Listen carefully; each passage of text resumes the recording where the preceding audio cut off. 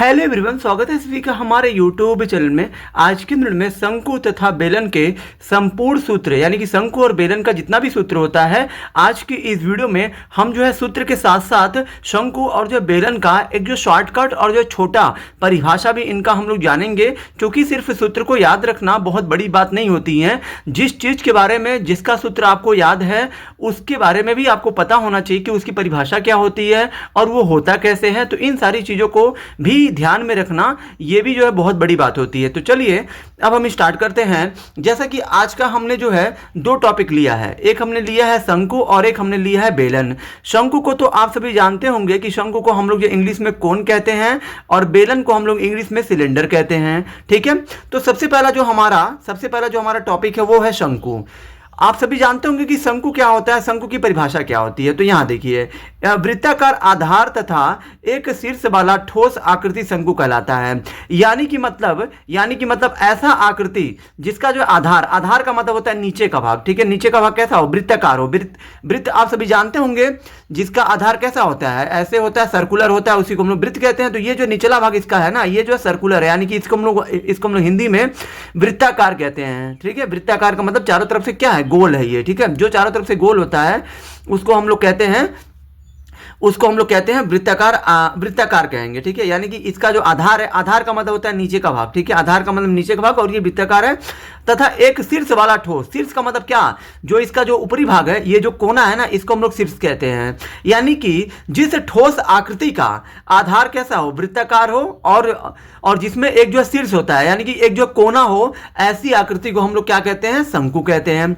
अब जो है आप सभी इसमें जो है आप सभी और भी चीजें जान लीजिए कि शंकु जो होता है ना, शंकु में ये जो हमारी जो सीधा जो ये लंब होता है ना, ये वाला, ठीक है, इसको हम लोग कहते हैं ऊंचाई। इसको हम लोग एच से क्या करते हैं, दर्शाते हैं, एच फॉर हाइट। हाइट का मतलब होता है ऊंचाई।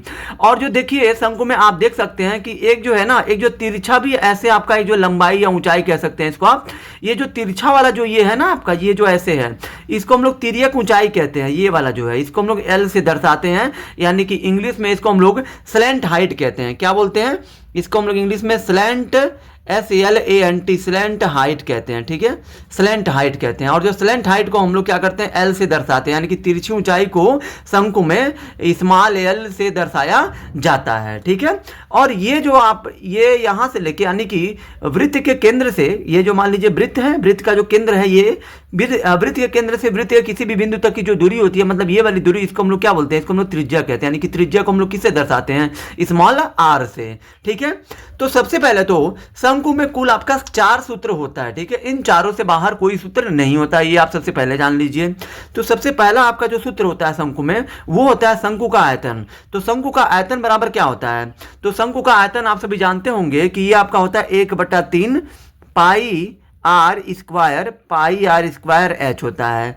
ये आपका शंकु का आयतन होता है 1/3 पाई आर स्क्वायर एच होता है। ठीक है, उसके बाद शंकु का वक्र पृष्ठ होता है। वक्र पृष्ठ आप सभी जानते होंगे किसी भी ठोस आकृति के चारों तरफ का जो माप होता है। ठीक है, यानी कि ये निचला हिस्सा छोड़ दीजिए, यानी कि शंकु में ये जो है आधार को छोड़कर बाकी जो इसका क्षेत्र होगा, वही हमारा शंकु का वक्र पृष्ठ क्षेत्रफल होगा।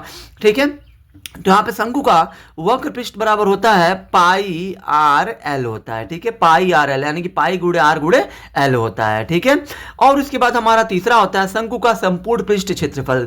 तो शंकु का संपूर्ण पृष्ठ बराबर होता है पाई आर होता है और ब्रैकेट में एल प्लस आर होता है। ये आपका शंकु का संपूर्ण पृष्ठ बराबर होता है, यानी कि संपूर्ण पृष्ठ क्षेत्रफल जब बोलेंगे तो ये जो शंकु के चारों तरफ का क्षेत्रफल आ जाएगा और ये नीचे का भी आधार भी आ जाएगा इसमें संपूर्ण पृष्ठ में। तो इसका होता है पाई आर और कोष्टक में, ये आपका कोष्टक है, कोष्टक में एल प्लस आर होता है। उसके बाद हमारा इसमें जो चौथा सूत्र हमारा होता है शंकु की तिर्यक ऊंचाई। शंकु की तिर्यक ऊंचाई स्मॉल एल बराबर होता है, शंकु की तिर्यक ऊंचाई स्मॉल एल बराबर होता है करड़ी में, इसका सूत्र होता है करड़ी में एच स्क्वायर और प्लस हमारा होता है आर स्क्वायर।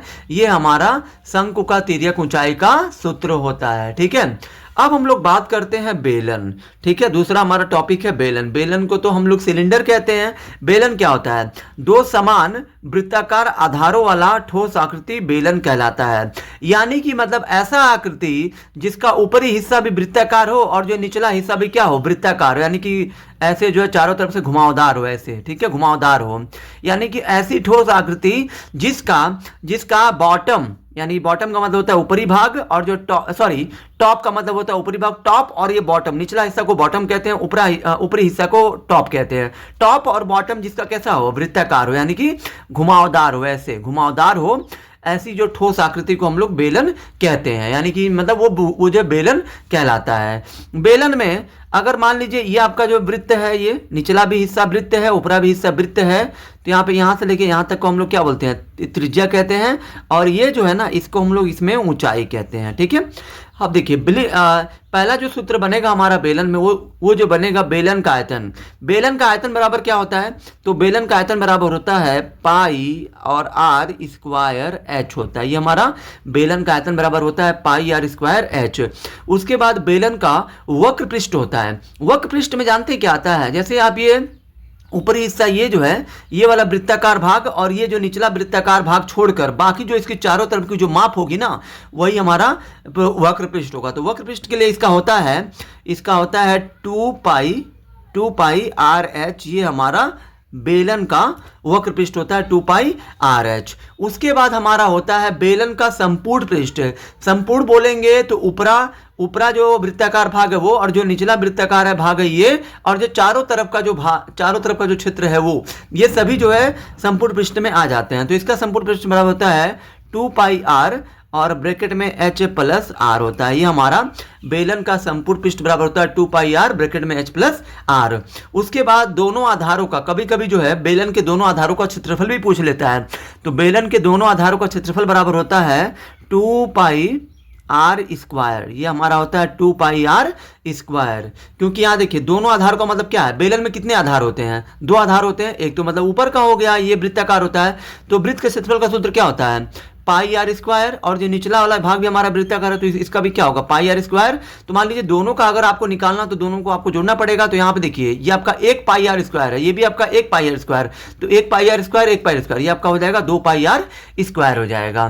ठीक है, तो इस तरीके से आपका बेलन और जो शंकु दोनों का परिभाषा सूत्र सहित मैंने बता दिया है। आई होप कि आप सभी को ये वीडियो बहुत ही ज़्यादा पसंद आई होगी। अगर आप हमारे चैनल पर नए हैं तो हमारे चैनल को लाइक, सब्सक्राइब और शेयर जरूर करें, जिससे आने वाली वीडियो की नोटिफिकेशन आपको मिलती रहे। धन्यवाद।